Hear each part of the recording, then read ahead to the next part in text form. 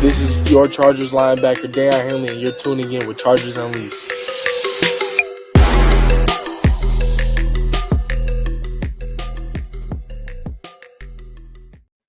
Welcome to another edition of Chargers Unleashed. Jake Hefner and Dan Wolkenstein here with you from the LAFB Network. If this is your first time tuning in the show, make sure to hit that like and subscribe button on YouTube. You can also follow us on Facebook, Twitter, Instagram, Spotify, and Apple Podcasts. Happy Sunday night to everyone who is tuning in wherever you are. Happy to see all of you. We are officially closing out the second week of Chargers training camp.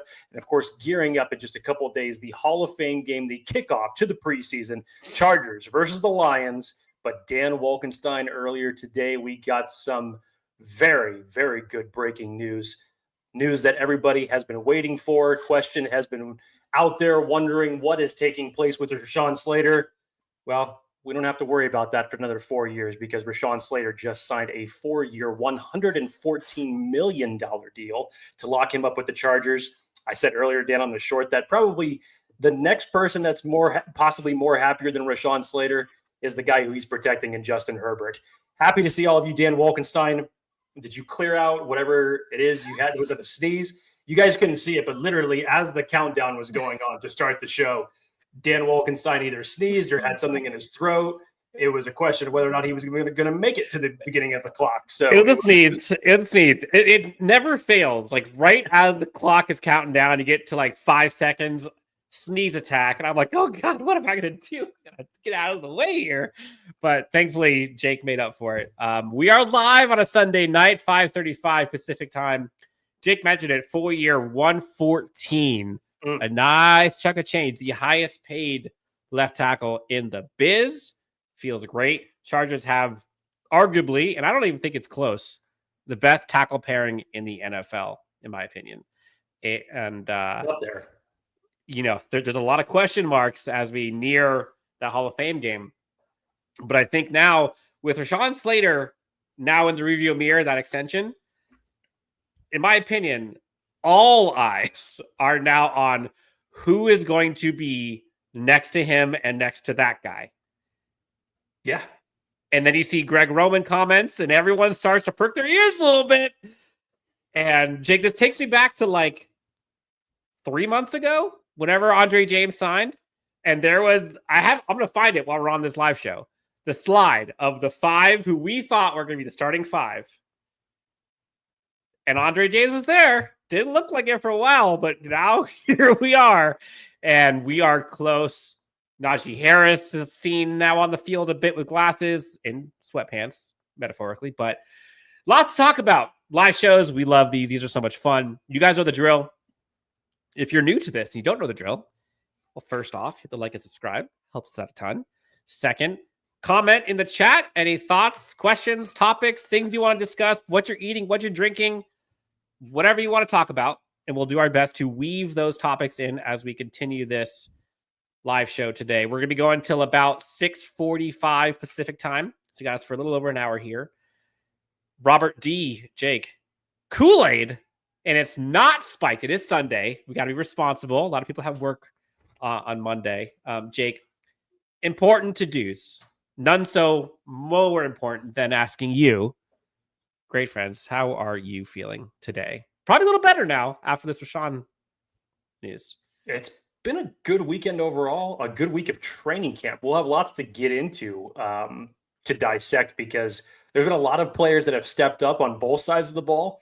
I've loved what I have seen from the cornerback battle that has taken place over the last week. The wide receiver group continues to step up, whether you're, Quentin Johnson, who's caught, 6 touchdowns in 7 or 8 practices, or you're Darius Davis yesterday, who's catching 3 touchdown passes during practice. I know that puts a big smile on Dan Wolkenstein's face for sure, but there's a lot to get into. I mean, again, we're 4 days away from camp. The Chargers get an extra preseason game this year. You can't, there's no way you cannot be hyped for the return of football and to have this be the game that kicks it all off. So excited to get into it. As Dan said, put all your comments in the chat. We will do our best to answer them over the next hour and 15 minutes.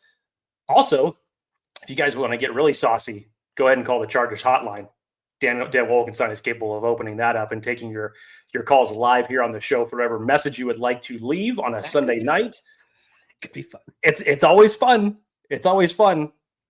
Everybody loves Bob from Boston whenever he calls into the Chargers Unleashed hotline. So let's make it fun. Let's try it. Jake, so I think that we have to kick this thing off with the Rashawn Slater news, impact, and kind of what's next, I think.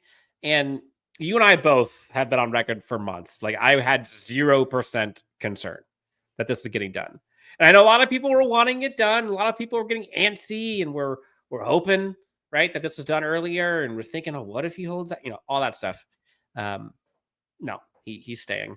And it is fitting that in the 2 years that Jim Harbaugh is here, which we haven't even started the second season yet, drafts Joe Alt, who arguably can be one of the top 5 all pro caliber players. You've heard of the offensive coaching staff talk a bunch about how this guy's improved from year 1 to year 2. And then ho-hum Rashawn Slater, second team all pro as a rookie, 2-time Pro Bowler. Honestly, last year was maybe a down year, and it was still better than 90% of the tackles in the league. So for a Jim Harbaugh-led team in back-to-back years, securing Joe Alt and Rashawn Slater long-term, and bringing in Mekhi Becton, that says a lot about the tip of the spear mentality, and also what it means to have Justin Herbert protected. And I think that should not go unnoticed here. You hear a lot of the noise outside of LA, outside of Chargers beat reporters of, maybe Justin Herbert isn't appreciated. And, well, could they trade for so-and-so? Like all this stupidity, right? Yeah, that's what it is. Anyone who has followed this Chargers team knows the single biggest reason why Jim Harbaugh came to this Chargers organization is because of number 10 under center. And now he is protecting him with 2 bona fide superstar tackles for the long term. And now, really, the biggest question mark, honestly, is going to be who's going to be center and left guard.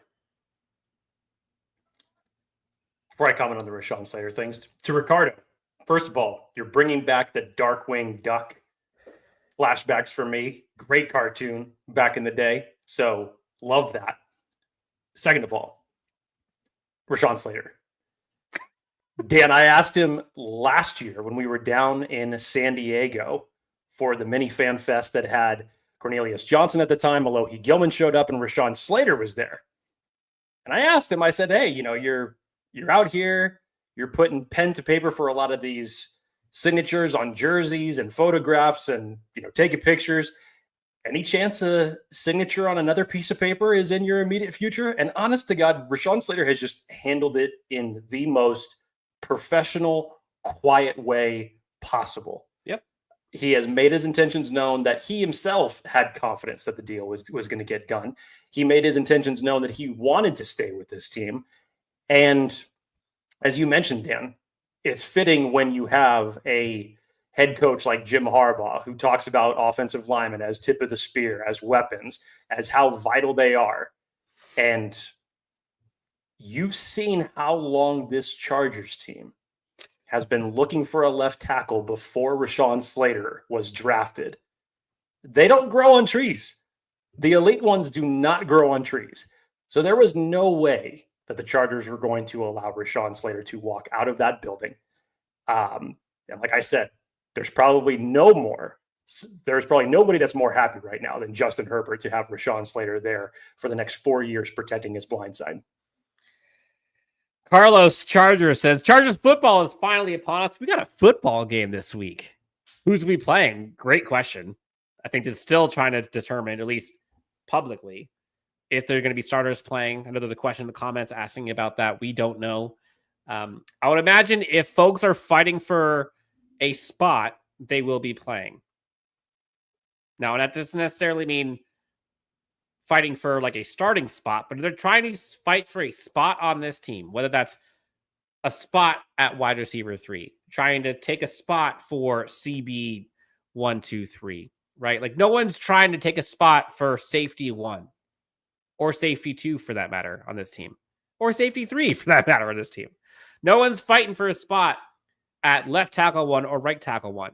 Like, I doubt you're going to see much of them, if at all. QB1's pretty locked. But that's kind of where I would put it, Jake. Like, I think that's probably a good question to start, too. Like, moving forward to the preseason game coming, Hall of Fame, Chargers get an extra one. Like, what are your expectations? We'll get to the specifics and stuff this week as we kind of go through that. But just, like, overall expectations of that game. Like, what are you expecting to see in terms of, like, the types of players playing? I think it's fortunate for the Chargers, especially this year. And when you look at certain position groups, whether we're talking about the running back spot, the wide receiver spot, the cornerback spot, interior defensive line, now you get an extra game to evaluate some of those extra spots. That's where you have the advantage. Now, as far as starters go, I don't expect to see them until at least the third game of the season. And things have changed over the last couple of years since, that you've gotten rid of one preseason game for a majority of the league. Obviously, the Chargers get the exception this year because they play in the Hall of Fame game. But that is when I would really expect them to play. So no Justin Herbert. I'll be interested to see what the offensive line looks like, especially after some of the comments that we heard from Greg Roman from after practice yesterday. So we'll see what that looks like. Excited to see what that running back room looks like, especially with certain guys not playing. You have Naheem Hines, who was recently signed. Let's see how that all shakes out. This wide receiver room has, I think just everybody kind of got the memo when it was announced that Mike Williams was retiring to say, okay, let's go out there. And as soon as your foot hits the ground, Quinn Johnson's making plays, Trey Harris is making plays, KLS is making some amazing plays out there on the field. And Darius Davis goes out yesterday during practice and catches 3 touchdowns. I am so looking forward to seeing how that competition goes. Cornerback room, though, Dan, that's the one that has my attention, because since the beginning of camp, you have seen virtually almost every corner has gotten an opportunity to have some shine in practice, whether it's still Dean Leonard's gotten a pick 6, Dante Jackson, Benjamin St. Juice, Nico Reed. Nico Reed has had 2 terrific back-to-back practices, having a pick 6 in one of them. Sear Taylor was named by Jesse Minter as one of the most improved players that he's seen from the end of last season to the beginning of this camp. Corner is the one that I'm really interested to watch here over these next 4 weeks. Yeah, and I think I would add interior defensive line to that one too. Yes. And that's kind of, it's funny, as you were talking about the corners who have constantly made plays, same narrative could be said about the interior defensive line. You talked about like 6, 7 deep that were making impact plays on the field this week. And this is in pads, so this actually matters, right? And names that you weren't necessarily expecting to hear. Tito is starting to make waves, starting to be playing with the ones. You're starting to see Justin Aboigbe hitting sticks, right? Like he's making impact plays as well. Naquan Hand, Deshaun Jones. You've got a bunch of dudes there that are making stuff happen. We're not even talking about the draft picks. We're not talking about Jamar Caldwell yet. So that interior defensive line can go so many different directions. And at this point, like, I don't know what I'd really be surprised by, because, and I was going to ask you this, and I kind of wanted to ask this to the chat. I don't know how to say this without being disrespectful, but that's not my intention. If every single interior defensive lineman is eating, does that say more about them or about who they're going up against? And I'm sure there's a little bit of both, but like, not everybody should be feasting. Don't knock the coaching skills of one Mike Elston and the defensive coordinator mind of Jesse Minter. Just saying. So are we just going to give praise to the defensive line and not question offensive line? I'm not saying it's, I totally get where you're coming from here, because the interior, the offensive line, it's something that's been in flux. That's been a concern. Yes. And specifically at 2 positions, you're essentially rotating guys there every single practice. So I get that. But at the same time, you still got to go out and play. It's not like It's not like the defensive line is going up against a bunch of rookies. That's one thing that you know for sure. Yeah. If you were to, if you were to ask me, what would I rather have in training camp? And again, it's just training camp. We're just talking about practice. But if I had the choice of either the interior defensive line just wrecking shop and roasting the offensive line, or Justin Herbert protected, Najee Harris and Amari Hampton running wild, and offensive line stout, giving up nothing, like I would take the latter every single time. So it's a little concerning. Now, the news from Greg Roman, Andre James started to elevate his name. He's now firmly in that mix of possible options at center, which I find fascinating because he hasn't been the starting one in center with the ones ever. But somehow he's elevated himself. A little weird, suspicious in my opinion, but hey, whatever. It's not just that, Dan. It literally took till yesterday in padded practice to have Zion actually take snaps at center. Let alone Andre James. That's what I'm saying. Like, yes, but first time for him since the pads came on. This was the first practice for Zion Johnson to be taking reps at center. All the other practices, Bradley Bozeman had 2 back-to-backs in practice, and before that, it was every rotation day that they had was the days where the pads came on was when Bradley Bozeman was taking the snaps at center. It wasn't Zion Johnson. Zion Johnson finally got his opportunity yesterday. There were some ups and there were some downs and some inconsistencies, which I'm sure is what raised eyebrows when Greg Roman finally put Andre James and the word start in the same sentence. Everyone was like, oh. Hey. Dan, I said, I've been saying it for months. It's one of 2 possibilities. Either the Chargers were going to be so adamant at making this experiment for Zion Johnson to make a switch to the center position, even though he's never played there before in his pro or his college career. And they were going to do everything that they can to make that work. Or it was going to be Andre James who ultimately won out the center position. I do not believe that we will see Bradley Bozeman back at center. I think you have already seen enough of that. And the Houston Texans game was the stamp. This is what I feel that come week 1. And trust me, my confidence was each day that we were just talking about it. It's like, okay, it's either Zion or Bradley at center. Zion or Bradley at center. It's like, damn, they're really just going to try to go over this because we haven't heard a peep on Andre James outside of anything with the second team. And then finally, I guess when Jim Harbaugh was talking about, that 8 to 10 day window into terms of making a decision on what was going to be taking place between Zion Johnson and Bradley Bozeman, maybe that decision was made just to add another name into the mix. And that being the one guy who's played some decent center over the last couple of years and done it through college and pro. And that's Mr. Andre James. Yeah, literally, I think we had this slide created within a few days of Andre James being signed. Yes. To the Chargers. And full circle, here we are. Now, again, we're not at the point where Andre James has been named a starter, but this is what we thought would happen months ago.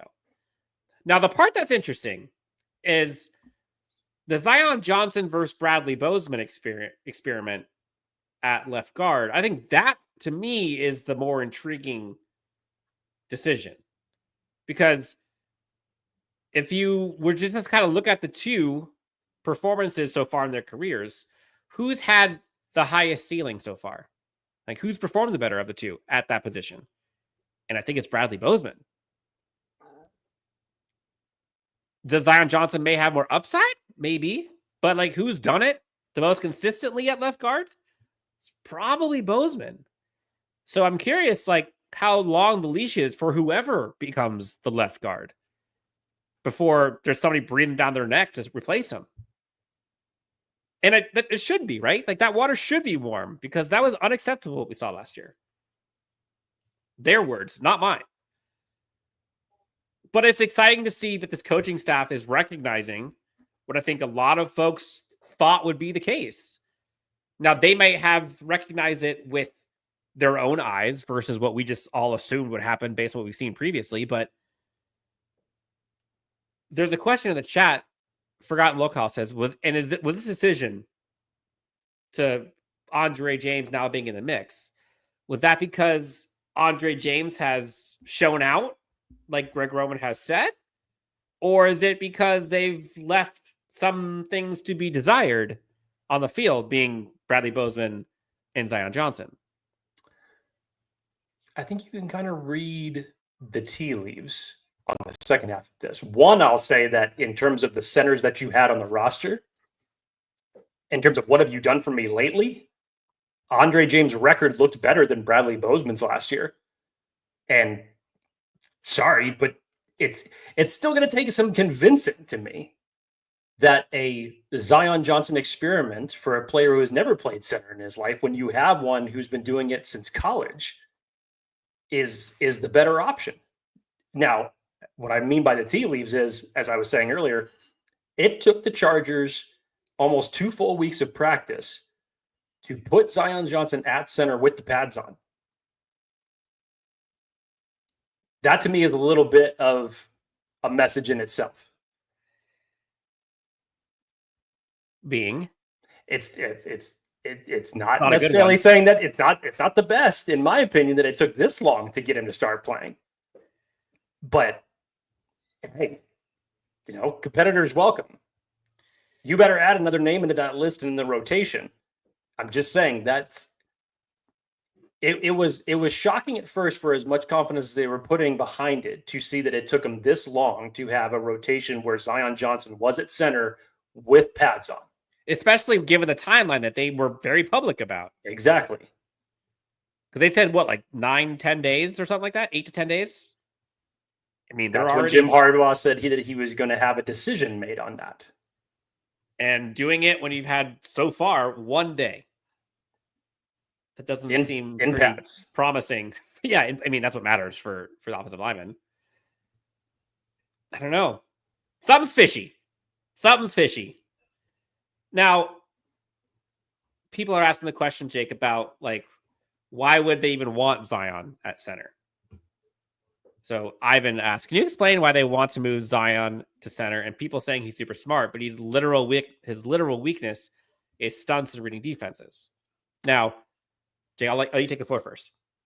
I was just to say, I know we've talked about this a lot when we first started getting the comments from the coaching staff in the front office. They were going to try this with Zion Johnson. Remember, they did not end up picking up his 5th-year option.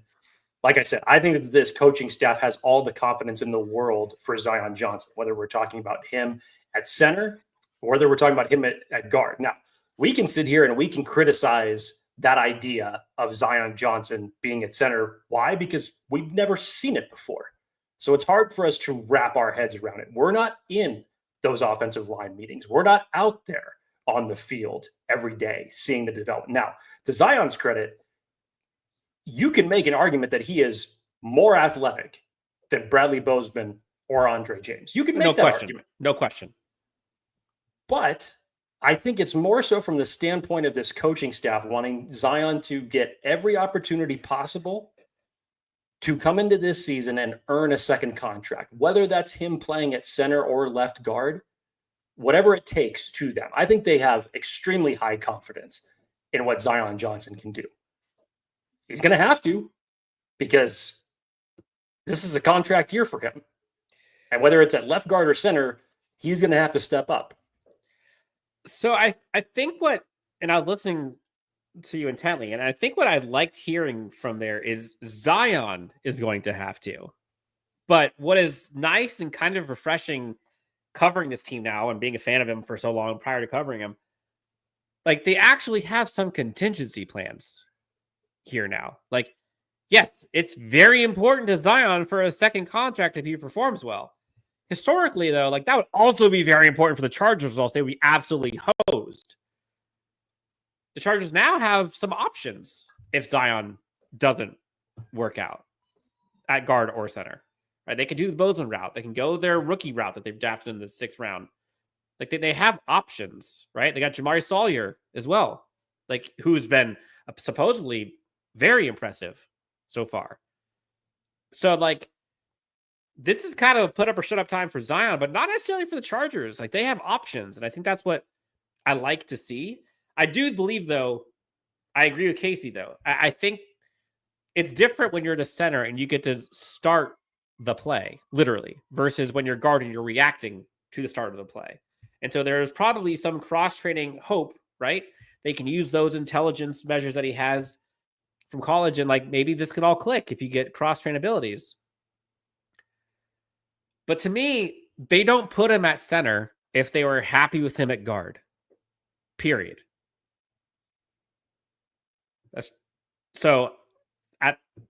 With that in mind, to me, that's why I go back to like the left guard position, in my opinion, is kind of where I think you're going to see that's like the most intriguing to me, because Bozeman has been better than Zion Johnson has been throughout the course of a season.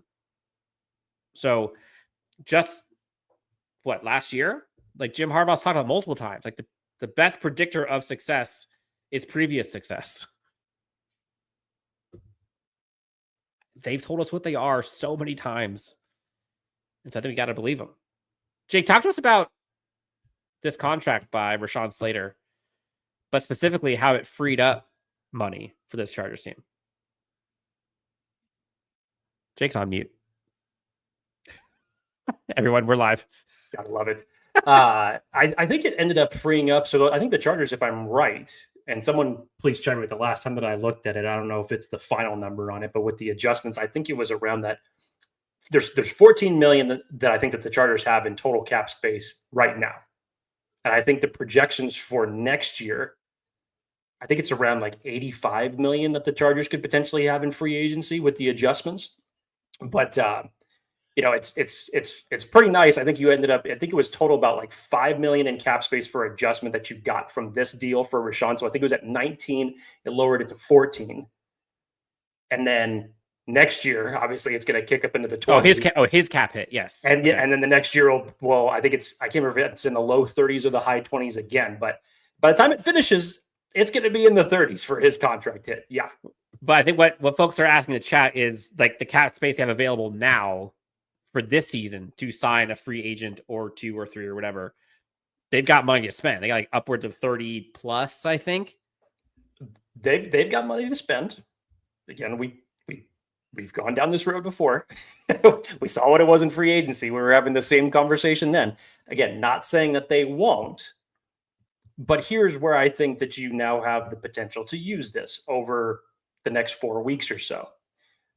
I think this is going to come into play. Let's just say if you have and again, this is just me speaking hypothetical, but in terms of what this cap money can be used for, because obviously you always keep a good amount for anything in terms of injuries that may happen during the season. But where that excess may come into play is, could you have an Elijah Molden moment the same time that you did last year once these cuts start coming down? What position would you think that would be in? I don't know. I'm just making a hypothetical. You could pick a variety of different positions here. You piqued my interest here. Just I'm gonna pull that string for a second, Jake. Okay. So last year it was the safety position that I think a lot of us were like, we gotta fix. At this point in time, it feels like that is the guard center area of like the glaring things that everyone is like, this is the question mark, right?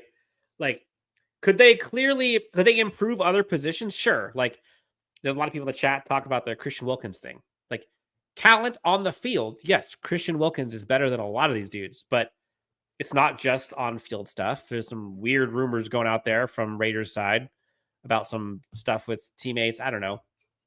So could that happen? Sure. Receivers, that's another one, potentially, right? Like, you're seeing these receivers kind of fight for their positions here, but like there's some guys out there still available. Free agency or trade. So I guess like aside from maybe receiver, guards, probably like a Scherf kind of thing, like what other positions would they go to that would be like, yeah, they need it? This is a testament to Joe Hortiz, by the way, because like that's a good thing. I mean, you look at the roster right now, it's not much, because one thing that the Chargers have done free agency this year and along with the draft, you have built up depth. So in terms of roster spots and building up the floor of each one of those respective positions, you can look at that roster and say, like I've seen a bunch of people in the chat right now saying, it's like, there are no weak spots on the team. And that's fair. You can make that argument. But you always see that surprise name that becomes available from 31 other teams that are out there that you know is going to be highly coveted 24 to 48 hours later when they end up clearing waivers. Mm-hmm. So it is. We saw both situations play out for the Chargers last year, whether it's last minute waiver claims or a last minute trade before week 1. You keep those available as it stands right now. I don't think you see it as a big time play to say, okay, we've got this lump sum of money. Let's go out and see who else we can sign. Because the free agent pool isn't necessarily going to garner any huge contracts or huge interest. So it's nothing that's going to end up taking up a big sum of whatever the remaining cap that the Chargers have left. So I think you're bucketing it, obviously, for the season in terms of injuries. Maybe it's a trade situation that happens throughout the course of preseason, or maybe you just bank it for next year, or maybe you look to get another deal done throughout the season with somebody else that's going to be coming up on a contract year next season and get out ahead of the sticks for a change. Who knows? But we all expected Joe Hortiz with the loads of cash to spend it in a much different way than what he ended up spending it on, even though in retrospect, he ended up spending it pretty well. I have a hard time believing they're just going to sit on the money. Like, I know Joe Hortiz has talked about being responsible with the cap. Like, I get that. But if they're as bullish and as aggressive about this season as they've said, like, I know we're all too familiar with the term all in, but like, I feel like there's some more chips to go in before you can even say that, right? Jorge says that the Chargers team needs some prisoners on the defense, some mean machine style. I'm not sure. Some people said freak. Freak in what way? Like R. Kelly? Freak in one way. Or like Dennis Rodman? I'm not sure. I'll take the Dennis Rodman. I'll take the Dennis Rodman. Thank you. Oh, man. And then there's some questions about Tyreek Hill. I just don't see it. I don't see it. Yeah, I think that there's too many free agents and there's too much time. We haven't seen one game yet. And usually that's when stuff starts to move. Yeah. So keep your eye out on like an Amari Cooper. Like, to me, that is like the one move that if you brought one like that who plays the position that you are probably without the most at receiver, I mean, he fits perfectly with what the Chargers team needs.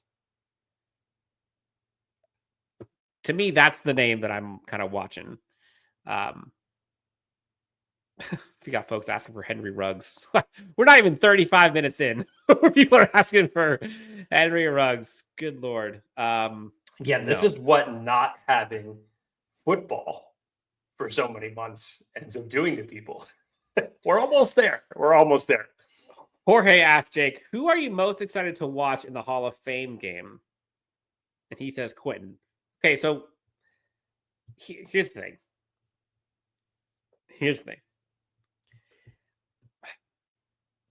And I don't know if this is good or bad, but I think this is just fact. I don't think there's a damn thing that Quentin can do between now and week 1 to improve what anyone thinks of him. Unfortunately for him, like, it sucks, but that just seems to be the reality. No matter what he does, well, it will be lumped in the, well, show me when it matters. Show me at the end of the game. Show me on third down against the Chiefs. Show me in the playoffs, right? Like that goalpost will keep getting moved. right or wrong. And like, I get it. For me, the only thing that can happen with Quentin's reputation right now is it gets worse. He can make 10 touchdowns. Wouldn't matter. He'll drop one. That's what everybody talks about. And it sucks, right? Like, you don't want to root for someone's demise, but I think factually, publicly, not inside a building, publicly, I don't think anything will change, no matter how good Quentin does. Because you'll hear it. Oh, it's just against preseason opponents. It's not a real game. Doesn't matter. There's no pressure on him there. We already know what's coming, right? Like, I think at this point, Chargers fans, I would hope, are rooting for his success. Cheer him on when he does well. You could be critical when he doesn't. And take it as it comes. Like, honestly. And so, like, if you're excited to see Quentin, I hope that if he does well, you cheer him on and you give him praise. And if he doesn't, you can criticize him. So, Jake, to answer your question, or to his question, I'll ask you, what player or players are you most excited to see in this first game? Assuming that they play.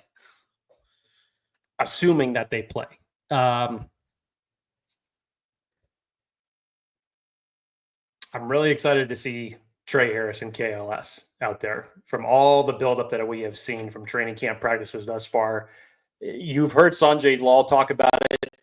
I think it was going back all the way to OTAs that they were still in a ramp-up period in terms of where they were at, because this was at a time when Quentin Johnson and Jalen Reagor were essentially your outside receivers. Latta was manning the slot. The progression that we have seen from them, albeit with the second team still in practice, is something to be encouraged by, especially for Trey Harris, who literally just, I mean, you talk about, going through all of that not signed deal with 30 other second round picks to hitting the ground running the very next day of camp and just not looking back. KLS is a 5th round rookie coming in and making some acrobatic catches, burning past DBs, making adjustments on catches. You love to see it. It's got to get you excited. Dan, I'm surprised that you did not take that opportunity to piggyback off the Quentin Johnston talk to say something about Oronde Gadsden. Yep. How could you not be excited about this young tight end? I mean, I am. I'm very excited about this young tight end. I mean, I think a lot of the players that we're excited to see are on the offensive side of the ball, but defensively, yeah, I'm excited to see what that rotation is with some of the defensive guys, specifically Justin Eboigbe. I want to see this leap that everybody's been talking about, considering the fact that he only played 26 snaps last year. Essentially, it was a redshirt year for him. I want to see how he does in there. I want to see how Jamari Caldwell is going to come into that game and how he's looked, and let's see what his progression's like. Because I've always kind of said, when you look at what this roster looks like, especially on the defensive line, you've got some guys that are, great at one thing, but not necessarily versatile enough to handle both. Jamari Caldwell, to me, and even Justin Eboigbe to an extent, can be one of those guys that could be versatile enough to play well against the run and be able to rush the quarterback. I think they both have that ability. Justin Eboigbe coming in from Alabama, you knew what his reputation was in terms of what he could do against the run. I think that Jesse Minter and co have been working on to say, hey, he's going to come into camp in better shape. We're going to get him quicker. We're going to get him after the quarterback. I think that has been their mission with him. That's why you've heard so much talk about him. And Dan, the battle at corner. Nico Reed, show me some more, baby. I was going to say that was the name. Love it. Nico Reed out of Oregon is, and especially now after the last 2 days of camp, I would love to see him make this final roster. It's an uphill battle with how many corners that you have to go against and who's going to be playing for some of those final spots, and ultimately how many do the Chargers keep. But I would love to see Nico Reed make this team in the next 4 weeks. Yeah, so a couple names, I think Keandre Lambert-Smith for sure. Like that is a potential that would be a pretty game-changing shift for this roster if they can get someone with those playmaking abilities on the outside. Like that's something they have not had, and they have been trying to find and have been kind of force feeding that to Quentin to no avail so far. Really curious to see, and I don't know how much this will even be able to see during preseason games, but like you hear about the Darius Davis transformation and kind of him being utilized more and utilizing his speed and taking advantage of the opportunities. Could we see some of that? Like, what would that offense look like? Right? Like, that's a big one for me. Obviously, Oronde Gadsden, again, I've been on record.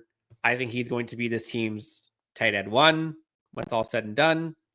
Not necessarily this season, but I think when you think of explosive, game-changing plays, game-breaking plays, I think Oronde Gadsden. When you think volume, I think Tyler Conklin. So I don't think he's going to be tight end one in terms of how many catches he gets, but I think in terms of SportsCenter top 10 plays worthy, I think that's Gadsden. I think the explosive, deep balls, that's going to be Gadsden over Conklin. But don't sleep on Conklin. Honestly, I'm excited to see how this left guard thing plays out. Like, I don't know how they're going to do this.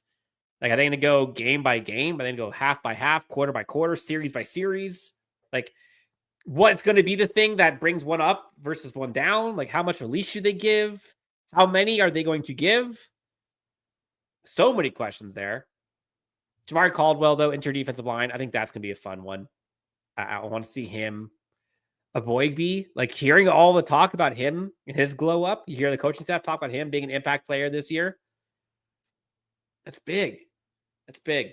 And then maybe lastly, I'll go to some of the comments here. I think like the running back battle is a sneaky one. Like not necessarily Najee Harris or Martin Hampton. Like, yeah, I'd love to see them, like, of course, but like who's the odd man out of that group?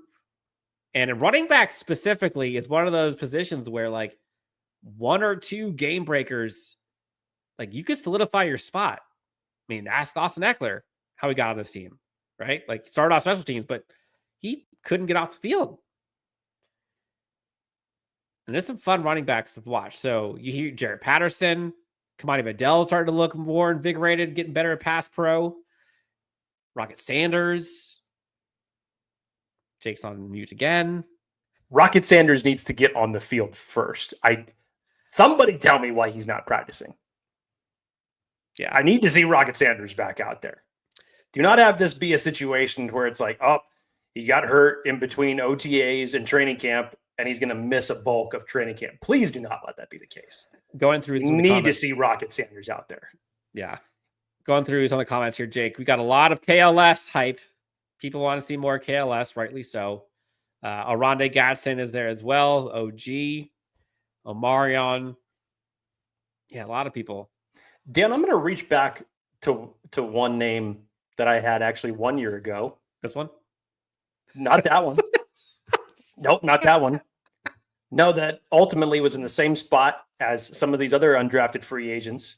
Ultimately ended up making the team. I want to see how Tremon Morris-Brash is in year 2. Your guy. And if we're playing this starter game specifically, he should be getting a lot more opportunities through these first few preseason games. I think that he and Kyle Kennard have a lot of the similarities as far as their speed, their ability to get after the quarterback.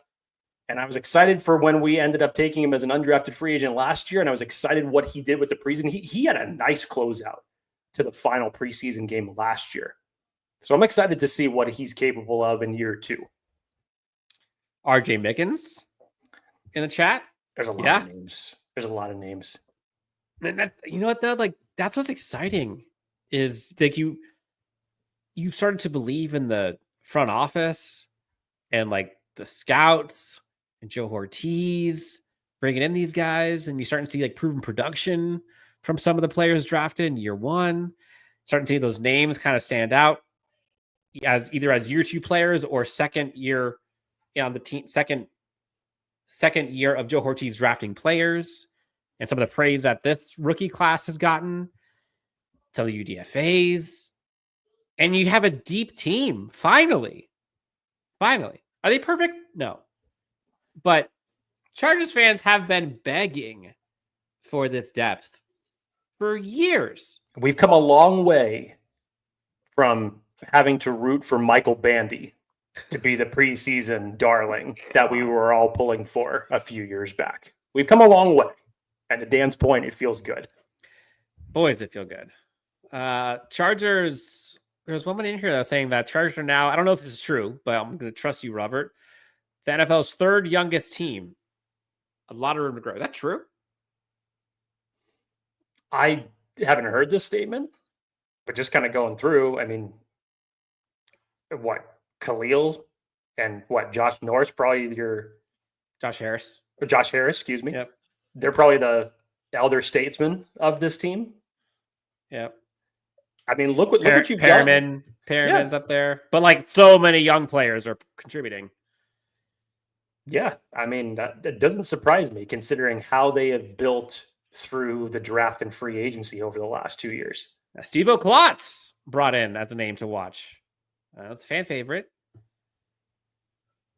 Curious how the whole Scott Matlock, I mean, he's probably a practice squad guy, but yeah, it'll be fun to watch during training camp for sure. Jake, there's someone that's commenting here. I don't know where it is, but there's someone that says they're going to name their kid Jake, boy or girl. I saw this. But now they're going to name him Oronde. It's a much better name than mine. So I would say, please name it Oronde. So is Triquez Bridges, by the way. And he's also coming up during training camp. Casey says, I want to see if Lance could take Heineke's job. I mean, here's one thing that I'll say, since we're going to talk about the backup quarterbacks for a second. We came on this show last preseason, and when everybody was talking about, and Dan and I included, about Brennan Rice. Where was Brennan Rice during the preseason game? Well, it wasn't so much Brennan Rice during the preseason. It was the quarterbacks that were throwing him the ball, or in his case, unable to get him the ball. Not throwing the ball. So I will say this as far as the collective of the receivers and tight ends out there. I believe that you're going to have better quarterback depth in terms of performances. I think the floor of the backup quarterback room has been raised a little bit. You'll have better assessments of the receivers. So you shouldn't be seeing certain guys disappear because of bad quarterback play. Hopefully that does not happen again. I hope not. Jake, do you care about wins and losses of preseason? No. Obviously, is it nice to win? Yes, but hey, sometimes the Raiders go undefeated in preseason, and then you know what they do during the rest of the season. In the win-loss column, it really doesn't matter. Yes, of course you want to see a win. There's no doubt about that. You always prefer to win than you do lose. But this is more of evaluation time. If it comes up to where the Chargers are literally go 0-4 in the preseason, like, okay, you wish it could have been better. Now go back and you look at that and start looking at the consistencies. If the Chargers are going 0-4 in training camp, you should be able to pinpoint pretty well in terms of what that 53-man roster is ultimately going to look like if that ends up happening. It should be easier. If the Chargers go 4-0, man, that hype just put the blindfold on me and let me start throwing darts at a depth chart, because I mean, hey, I'll take that second option rather than the first option. Trust me. It's a lot more fun and entertaining when you have literally the second and the third team guys battling it out and making it competitive. But hey, man, it's the NFL. There's 31 other teams and a number of other guys that are on those second and third teams that are playing for roster spots as well. It's competition at the end of the day. You got to love it. Yeah, I think something else that might be a little under the radar, or at least it's not being talked about that much, but just looking at kind of the addition of Mekhi Becton, right? And then they bring in Amari Hampton, they bring in Najee Harris, Rocket Sanders kind of fits that bill too. Joe Alt beefed up, Jamari Sawyer's cut physically, not up from the team. You hear a lot about this Chargers team from the staff, from the players, talk about like imposing their will, right? And going medieval with the type of brute force and pushing other teams backwards, right? And imposing their will on the will of other people, right? And there's something very gratifying about forcing another grown-ass man to be unable to do what they're trying to do. But for the most part, last season, we did not see that, especially in the run game. From blocking or from the running back, aside from a few splash plays from J.K. Dobbins. And again, no disrespect to J.K. Like, he was great, but I wouldn't necessarily say there was consistency. It felt like there was a lot of boom or bust. Not blaming him. That's just kind of what it felt like. Will we see Justin Herbert? Don't know, don't care, honestly. I'd probably rather not. I just don't want to risk anything. But the running game, I think, is something that can translate in terms of stylistically, right? Like, what style of run game will this Chargers team have this year with an Omarion Hampton and a Najee Harris as your bell cows? Like, that's a very different dynamic than what this Chargers team has had over the past several years. I mean, you can kind of say Melvin Gordon was that, but I don't really think so. I think Omarion Hampton is a different type of physicality. J.K. Dobbins wasn't that. Gus Edwards was kind of that. Not explosive, but didn't really play much. This is more like a brute force bully ball. And to see what the offensive line can do and how the running backs can do behind them, like, that's a storyline that can translate from preseason to regular season. And we haven't really seen much aside from notes that we've heard from reporters during training camp. Remember, Dan, before J.K. Dobbins was signed to the Broncos, you remember what the running back room looked like then? It's amazing one year to the next. You go from J.K. Dobbins, Gus Edwards, Kamani Vidal, and Hassan Haskins to, at one point in time, you had J.K. Dobbins, Najee Harris, Omarion Hampton, Rocket Sanders, and Kamani Vidal. I mean, we're still right now talking about who's going to be the odd man out at the running back spot, because it's going to be that tough of a competition. I think what Greg Roman was trying to get last year out of his running game in many different facets didn't end up coming to fruition. I thought he was going to be more multiple with the running backs that he used rather than primarily for J.K. Dobbins up until the point where he got hurt. And again, I would have loved to have seen J.K. Dobbins back with this team. I thought that he heard this as a second contract.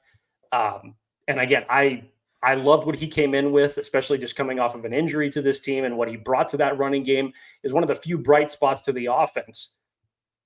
But you look at it now, Dan, and I think this is the stable that Greg Roman was looking for last year. Because at that 4-game stretch when J.K. Dobbins went down, you didn't get that step up from Gus Edwards. You didn't get that step up from Kamani Vidal last year. You actually got some interesting and nice flashes from Hassan Haskins when all of a sudden he got rotated into the rotation. For third and ones. Which was nice to see. Hey, great. But in terms of building that stable and making it a mixture of a running back group that you can throw at defenses with different traits, with different paces, so that they really do not know what's coming at them, this is what Greg Roman was looking for last year. This is 2.0 version with this stable. Yeah, and it translates, or at least in theory, right? Mighty with the $5 donation. Money talks, man. We've said it from jump. $5 donation. Thank you, man. Appreciate it. Of every offseason in the last 10 to 15 years, doesn't it just feel different this time? Like, honestly, I'm truly fired up. I don't know what it is, but it is with a bunch of lightning bolts. Why, Jake? Why do you think it is? Well, last year it was obviously Jim Harbaugh coming to the team. We all know where we were when that news broke. We all remember how hyped we were coming into that season, because from the moment that he set foot on the podium getting introduced as the new Chargers head coach, it felt different. He hadn't even put his coaching group together yet. We hadn't seen him on the field for a practice. We hadn't seen him in a regular season game. And from that moment, it felt different.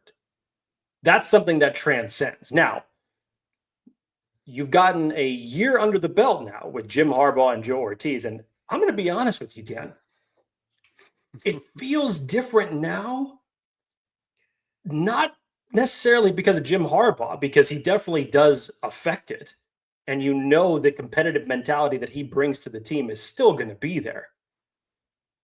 But holy shit, when you have a GM competent front office that knows what they're doing and drafts like it, yeah, it definitely feels different. And I was going to ask you, which one do you feel like is more impactful between Jim Harbaugh and Joe Ortiz? Because like they impact the team in different ways. Some similar, but some very different. One is more like roster construction. One is more about team mentality. And one hand washes the other. So it might be an unfair question, but I don't necessarily know if I expected to see this much of like an immediate impact expressed by a GM in 2 not even full seasons. You look at how this roster was constructed prior to them stepping in and all the decisions they had to do that first offseason. Remember the Mike Williams, the Keenan Allen, Gerald Everett, there's a whole bunch of stuff going on. Austin Eckler. To where they are now, like roster and identity wise, they are so different. They're just so different. And I don't know, man. I love them both, but I think we just saw so much incompetence. It's hard. We saw so much incompetence from both sides for a long time. I don't know.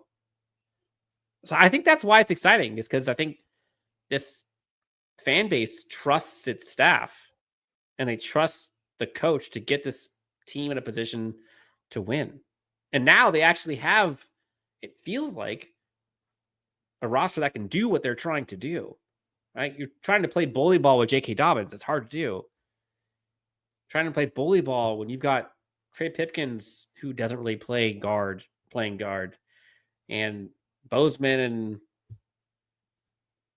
Johnson aren't really playing great. You can't run to the right ever. To your point on that, Dan, just look at the draft class that you have from this year. And you go down and you read the names Omarion Hampton, Trey Harris, Aronde Gadsden, and KLS. That's 4 guys on offense that could immediately step up and be impact players for your team. Say the names again. Omarion Hampton, Trey Harris, Aronde Gadsden, and KLS. I'd be shocked if they didn't. That's 4 guys in one draft on the offensive side of the ball that could immediately step up to be impact players for your team. Now, alone, just on. That's indicative, considering the fact the lack thereof of the playmakers that were on that side of the ball last year. But think about getting that in one draft alone. Just think about that for a second. I didn't mention the name Kyle Kennard, even though I think that he can come in and be a great third down pass rusher. I didn't mention the name RJ Mickens either, who is going to bring some competition for that safety spot. But look at those. It's rare enough that you have a situation like last year where the Chargers hit with Joe Alt and Ladd McConkey to see how good they were in their rookie seasons. And now you've got 4 names that could potentially come in for starter snaps in one draft. Yeah. Think about the possibilities if that actually ends up coming to fruition. Just for a second. Jake, apparently my voice tone is weird. How do you like my voice tone? Apparently, I've known you for going on 6 years, so it doesn't bother me. Jorge says your text tone is weird. Robert says if they can block and give Herbert some time this year, should be fun. Yeah, I mean, yeah. Imagine the euphoria of a perfectly protected Justin Herbert I haven't heard play you action. say that one in a while. Jeremy asks, what does it say on your hat? Jake, what's your hat say? This is Grit Avenue. Welcome to Paradise, Grit Avenue. If you guys have not checked out Grit Avenue, just in general, as far as their clothing line or their hats, They're terrific. I've got 3 hats from Grit Avenue. They're some of my favorites. I would highly recommend them if you guys are into that sort of thing. Great. Okay. Grit Avenue. Sponsored by Chargers. Yes. Personally sponsored by Grit. Shameless plug from Chargers Unleashed. No, and mine is from the Oceanside Harbor. I think it just says Oceanside something established, endless summer something. Down there all the time. Shout out to Harbor Fish and Chips. Literally the best. Let's see. Someone had said Hortiz is great, but honestly, Harbaugh. And yeah, it's hard to trump this. Only reason is because Harbaugh brings the entire staff with him. And so far, they've been excellent. Like, there's like a trickle-down effect, right? Like, Joe Hortiz probably wouldn't even be here if Jim Harbaugh wasn't brought in. Yeah. So, and I will say that when it comes to free agency decisions, or, more importantly, when it comes to the draft, I mean, that decision does not rely on one single person. We're done with those days of the GM making those decisions on his own. We know what took place. We don't want that no more. So, boy, do we. Batman, Robin, Batman, they're washing each other's hands in there. Yeah. They make they're washing each other's hands. You know what I mean? One hand scratches the other's back. Oh, Lord. We got about 10 minutes left on Happy Chargers. Sunday, everybody. Emphasis on the happy. Speaking of happy, Jake, real quick. Happy Gilmore, too. Folks, the chat. Oh, you didn't like it? I got about 20 minutes in. It's a little struggle getting some time in for movies in this household these days, but not a fan? Hope for more? I don't think it matters how good it was. I'm not going to watch Anchorman because it's like a great film production. I know that, but it's like, I remember when, Beverly Hills Cop 4 was announced for Netflix, and I was skittish on that, even being like, okay, Eddie Murphy's comeback. Like, I still felt like that deserved like a theatrical release. And even that, yes, it wasn't the best out of the 4. I'd still probably rank it as like the 3rd best of the series, but it was better actually than what I expected. Now, I didn't go into Happy Gilmore 2 expecting the world, all things considered, with the original, but I just felt that the overload of cameos and their version of trying to recycle the jokes from the first one, it just didn't hit for me. Again. And then the last, 15 minutes of the last tournament, I just didn't feel it. I didn't feel it. I don't know. I don't knock anybody that enjoyed it, but I'm just going to say this in general about comedy movies. And I'm hoping that The Naked Gun is the catalyst for this. We just need good comedies back. That's all I'm going to say, because it's been way too long since there has been a good comedy. Don't make this political, but I'll say make comedy great again. Please.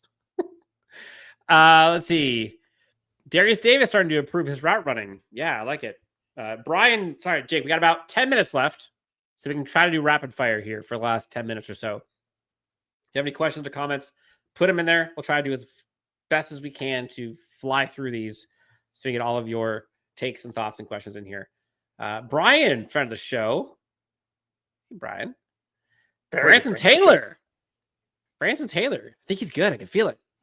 Do you think he gets a shot? He'll get a shot preseason. Tell you that much. Right now, I could hear Brian U2 in my head trying to break down the Branson Taylor pick to me. It's like, well, he can block. Got big hands. He can run. He's got big hands. I can totally hear Brian U2 in my ear right now telling me that. Honestly, the story of the Trey McKinney draft selection will go down in infamy. It's so good. Oh, that's a topic for another day. Jake, Robert says if Colson can hit this year, we'd have 4 rookies hit in last year's draft. I mean, there you go. That's another name to look for during preseason, by the way. We know Deion Henley, right? Like, that glow up is real. We've talked about it, dude. If Junior Colson can be who we thought he would be, who the staff thinks he would be, who the staff has seen him be at Michigan, watch out, man. Watch out. Edsky Munoz, probably butchered that. Apologies. Herbert needs to take off when shit breaks down. Agreed. Herbert also needs to be healthy in order to do that. So I hope he gets healthy, because he will. Let's see. What else we got here? What am I missing, Jake? Oh, where is it? Sorry. I did tease it in the last show, Dan. Oh, you did? Okay. I did tease it in the last show. We're all super excited about, obviously, the Philip Rivers story. And good God, I don't know how many. I think I watched that video of his at least 7 times. Chills. That's just the type of emotion that Philip Rivers gives you. And it brings back just so many vibes and memories as he talks about throughout that video. For me, I always kind of go off. I kind of always revert back to, I can't remember which playoff game it was, but when he had everybody in the locker room and just says like, hey, I got something for you, and quiets everybody down. It's like, it's new. And then the Chargers are alive and everybody just erupts. Like, there was just so much emotion that came from him. And Nick Cutler feud was so good. Yeah. Oh God, it's just legendary stuff for a guy who just was the most PG shit talker that was out there. it was so good. Sorry, it was so good. But I will tell my favorite Philip Rivers story. This goes back to my first training camp that I ever got the privilege to cover. I was shadowing Mr. Eric Williams, and again, this is right when they were still, of course, in San Diego. This was 2013. This was the first year, if memory serves correct, that Mike McCoy was the head coach of the football team. And so we're out on the field. And of course, at this point in time, I'm just excited that I'm on the other side of the fence and, wide-eyed, just watching everybody out there on the practice field. And now it comes to the point where practice is wrapping up and we're going over for the press conferences. Now, on this particular day, the schedule for the press conferences was Mike McCoy first. Philip Rivers was scheduled to go second. So we all go over to where the press conference area is. Mike McCoy says his thing, talks about how practice went, leaves. Then one of the Charger staff just comes up and says, Philip's going to be, just a few more minutes. If you guys want to wait, go ahead. If not, we'll let you know when he comes back to the podium. So it ends up being like 5 to 7 minutes. And they come over and they say, it's like, he's going to be a little bit longer. Why don't you guys just, go? We'll call you guys back later. It's like, all right, cool. So we go around, we start, talking to other players. This was DJ Fluker's first year, who's just had the happiest look on his face for being there as a rookie. Probably gave me the biggest handshake that I've ever gotten from anybody as possible. So it's, just his hand completely engulfs mine when I got a chance to introduce him. King Dunlap is the biggest human being that I've ever seen in my life at this point in time. He had his head down, pouring some water over his head, and myself and Eric Williams came up to him. We said, hey, King, can we ask you a couple questions? And as soon as he does that, he just lifts his head up like this, and we're just like, jeez, this man is huge. So eventually look at the clock, and it's 45 minutes now after practice is over. Philip Rivers hasn't come back. No one's heard a word from him. But where is Philip Rivers? I don't know if it was from his kids or if it was from just a local youth group. But there was a group of nuns that brought a children's youth group to practice this day. Philip's on the field with these nuns, tossing the football back and forth with them. Yes. Tossing the football back and forth with these kids. Again, so he's occupied still doing that. We're going around interviewing some other players. It's now an hour and a half after practice has ended. Philip's walking everybody to the bus, saying goodbye to every single one of them, thanking them for coming to practice and just totally making their day. Absolutely incredible. It wasn't until an hour and a half after practice that Philip finally came back to the podium to where we were able to talk with him. And it's moments like that that you never get to see, especially if we're just talking about team or fans of teams that don't know anything about the Chargers or Philip Rivers off the field. And for everybody who wanted to slam him as far as being a shit talker or a crybaby or however they wanted to perceive it, it's those type of stories that just were the little things about Philip Rivers, just as him as a human being, not a player, that just made him great. Off the field, he was awesome. And to see something like that, to where for that hour and a half, football didn't matter. It was about making their day. And I think he wanted to do that for every single fan that came out to watch him play. Yeah, no one can argue that he cared because that dude left it on the field literally every week. Shout out to Shout out to the GOAT, man. I love Phillip Rivers. I'd ride with him every day. Jake, we're at time here. We got a couple minutes left. Jorge was wrong, by the way. He called it. He thought Phillip Rivers was going to sign your chest. Didn't happen. Yeah, no, not quite. Not quite. Didn't happen. Not quite. A lot of people didn't like Happy Gilmore, apparently. Mighty's asking questions about the almighty woodchuck. We're going to have to leave that one on red. Sorry. It's a great way to present the rhyme, though. Hypothetically, there's a woodchuck. And hypothetically, he said woodchuck. But if he did woodchuck, how much woodchuck would this guy possibly chuck? NFL Mike is in the chat. Let's go. Hortiz, the man, protecting our greatest asset and sharpening the spear all at once. Jake, it is 6:44 on a Sunday night, and we've had almost 800 folks in this live chat. This is crazy. Chargers fans are so hungry for football. And thankfully for you all, you get Chargers football in 4 days? Amazing. Jake and I will be covering this week. We'll go through that game. We'll go through what to look for. We talked about it a little bit today, but we'll talk about it more later. Can Justin Herbert match Phillip Rivers' playoff magic? We hope to see. You hope to see it. And hopefully it starts this year. Christopher, shout out to Dan's t-shirt today. Look, we can't all be heroes, but I can wear this shirt. Mighty. Thanks, Jake. My kind of guy. I think that was appreciation for the story. Jake's got a lot of stories like that, honestly. There's a couple of them that he's told me that I'm like, I don't think we could talk about these on the show. Sorry. Jorge, it's July, bro. It is July. It's July. It's almost August, though. Dude, it's 800 people here, and it's July. I remember when it was May, and May sucked because nothing was going on. I remember when it was June. And the only things that we could talk about at the time was the NBA Finals and the Stanley Cup playoffs. I remember my first beer. Look, all you folks in the chat, go home or go do whatever you need to do. Have some dinner, drink a brewski, go have some fun with your family. Enjoy the rest of the evening and the weekend. Chargers got football. My shirt gives Jorge hope. Put that on a bumper sticker. I mean, Dan, everybody can hear your shirt, all right? So I'm sure it gives a lot of people hope. They don't like the tone of my shirt either, apparently. James Wagner, take care. God bless everyone. Jake, any last words before we hop on out of here for the evening? Man, again, to the preseason naysayers out there who don't believe in preseason, just allow me to say I don't care. Just like the combine, I don't care. Football just needs to be back on all of our television screens, and specifically Chargers football for the upcoming Hall of Fame game. Am I hyping up a preseason game? Yes. Damn right we are. I don't care. Thank you. Let's get football back. That's why we're here.